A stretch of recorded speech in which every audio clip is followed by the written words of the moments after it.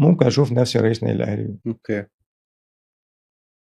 وممكن احقق طموح الناس اللي هي شايفاني رئيس النادي، وممكن احقق لهم اللي طول عمرهم بيحلموا بيه كنادي ومبادئ النادي وشخصية النادي واسم النادي وكيان النادي.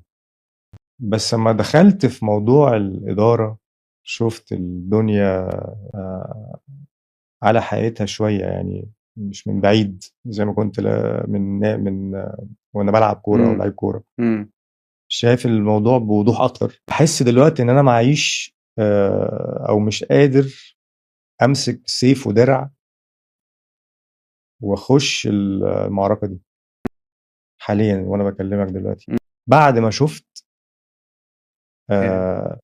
وحاشة الموضوع، ضخامة الموقف، وتكالب بني ادمين كتير وصراعات كبيرة قوي ان هي تبقى في الحتة دي، او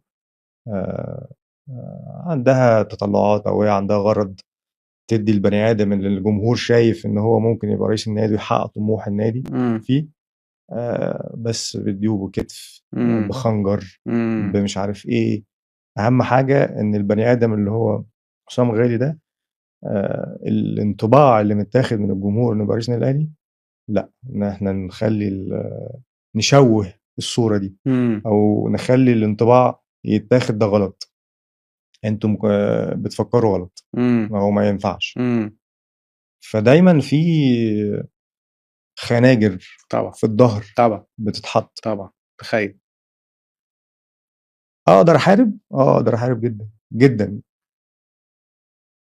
بس بقى هطلع حاجات سيئة جدا.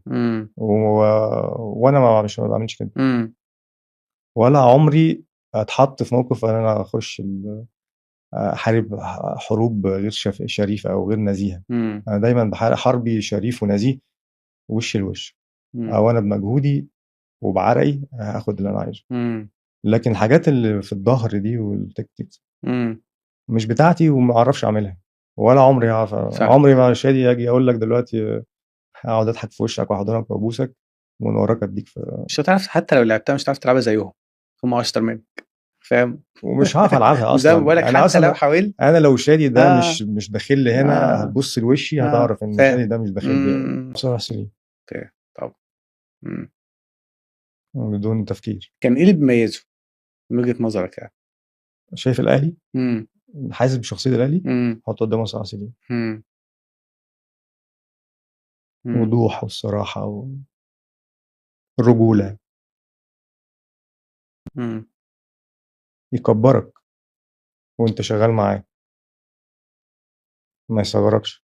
يعني في توقيت برضو مهم قوي ان احنا نراعيه. بتتكلم على ماتشات ودوري، والاهلي الحاجات دي ما بتتقالش حتى في التلفزيون. في كبير في الاهلي لازم تراجعه لو انت بتفكر. يعني كبير في الاهلي تراجعه ده رئيس النادي ولا حد طبعا في الفرقه؟ لا، في سوري، في كبار في النادي. يعني حسن حمدي ولا الخطيب مثلا؟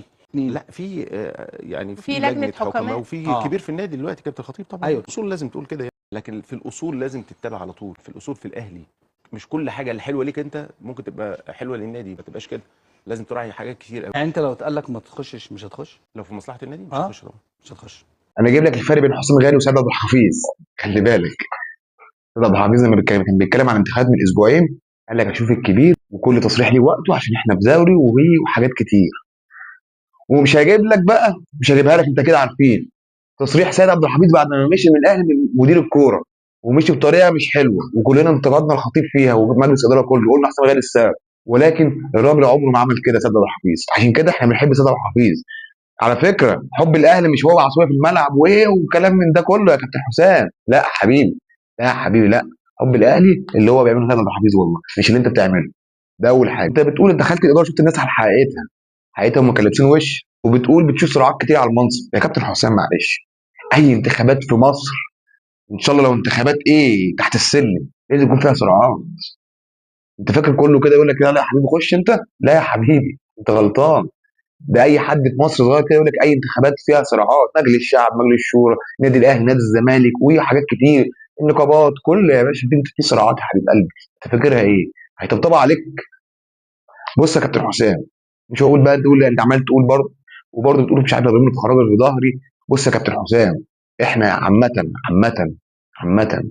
من ساعه لما شفنا مجلس اداره الاهلي وانت موجود فيه في الفتره الاخيره، انا هو راجل اهو اقسم بالله وحياه ربنا انا ولا اعرف مش عارف جمال جبر ولا اعرف حد في الاهلي. اللي اعرفه كنت اعرفه كنت كابتن وليد صلاح الدين. يعني انا مش مأجور، مش مدفوع عليا فلوس، تمام، ولكن انا بشوف او بقول اللي بشوفه، اللي هو ايه، اللي انت في اي مناسبه مش موجود، وطلع كلام كتير اللي انت سبب اساسي في رحيل سيد عبد الحفيظ، كلام كتير ما بقولش تاكيد. انت اي مناسبه مش موجود، مش موجود في اي حاجه، مش موجود في اي حاجه.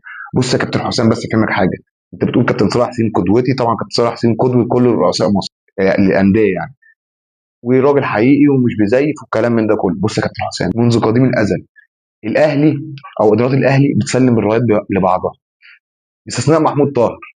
واحد يقول لي محمود طاهر يا عم ده كان ماشي مش عارف بعيد عشان كده نطروه، انا ماليش فيه. رؤساء الاهلي بيسلموا الرايه لبعض باستثناء محمود طاهر. محمود طاهر خرج بره الرايه، الاهلي وقع. اه والله الاهلي وقع دي يا باشا، من زمان كده الاهلي بيسلموا الرايات لبعض، بيسلموا جيل بيسلم جيل، جيل بيسلم جيل.